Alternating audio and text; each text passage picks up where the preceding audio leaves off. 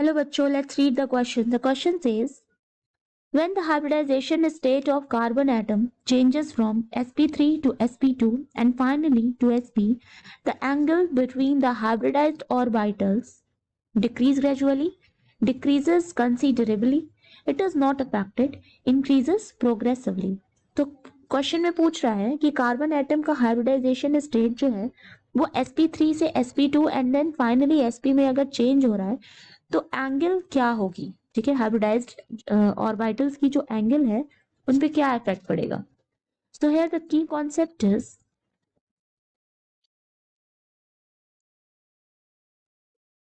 Concept is bond angles of the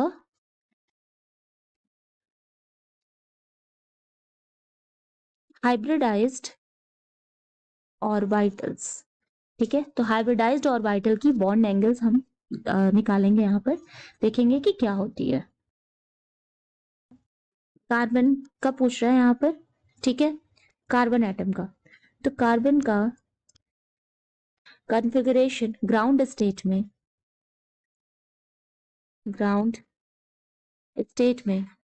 क्या होता है,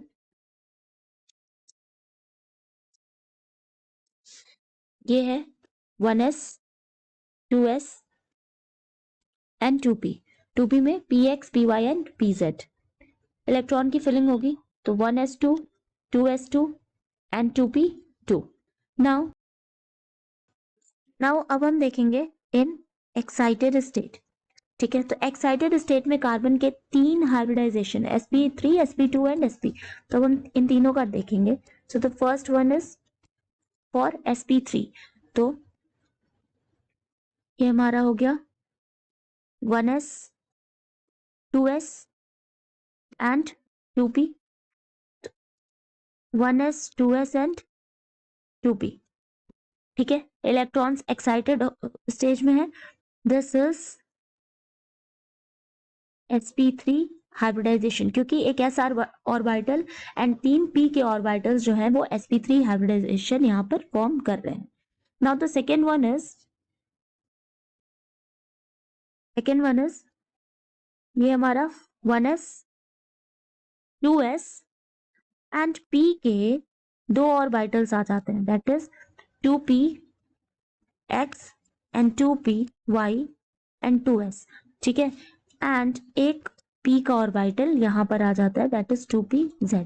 तो ये हमारा जो है वो हाइब्रिडाइज्ड ऑर्बिटल है, दिस इज हाइब्रिडाइज्ड ऑर्बिटल। तो ये 1s2 and this is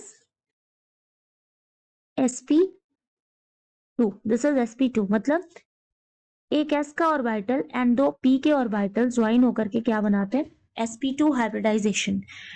so this is sp2 hybridisation and ये हमने sp3 निकाला था। Now the last one is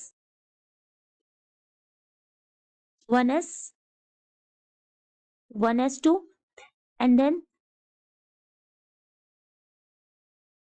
this is 2s and 2p x, this is 2p y and 2p z। तो यहाँ electrons आ जाएंगे,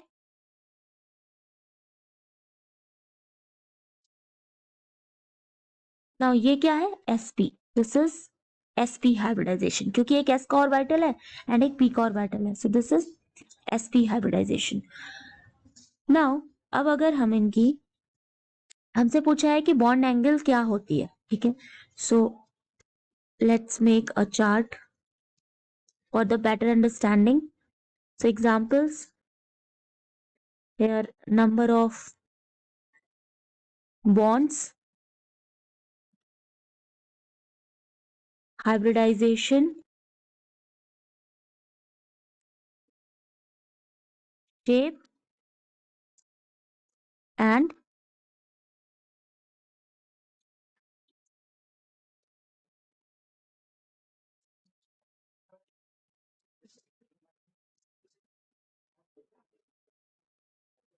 the first one is, अगर carbon के 4 bonds हैं, तो हाइब्रिडाइजेशन क्या होगा, sp3 एंड शेप हो जाएगा टेट्रा हेड्रल, टेट्राहेड्रल शेप हो जाता है and the bond angle is 109 degree. Now जब कार्बन के 3 बॉन्ड्स बन रहे हैं, ये नंबर ऑफ बॉन्ड्स क्या है, सिग्मा बॉन्ड्स है, these are number of sigma bonds, ठीक है। तो जब सिग्मा बॉन्ड्स 3 बन रहे हैं, यानी कि ये डबल बॉन्ड है तो एक पाई बॉन्ड आ जाएगा एंड 3 सिग्मा बॉन्ड्स हैं, तो हाइब्रिडाइजेशन हो जाएगी sp2 एंड शेप हो जाएगा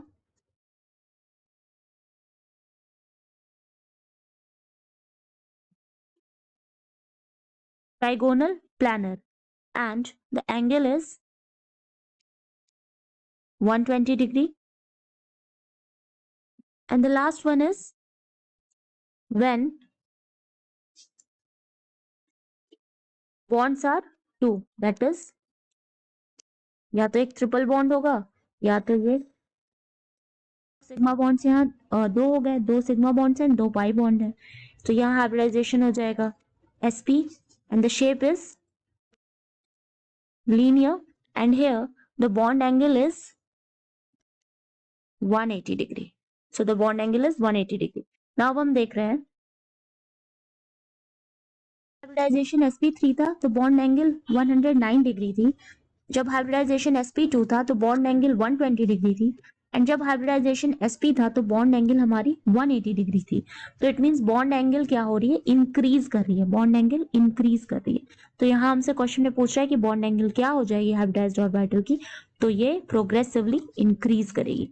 so the final answer is D, that is increases progressively. Hope you understand it well, best of luck.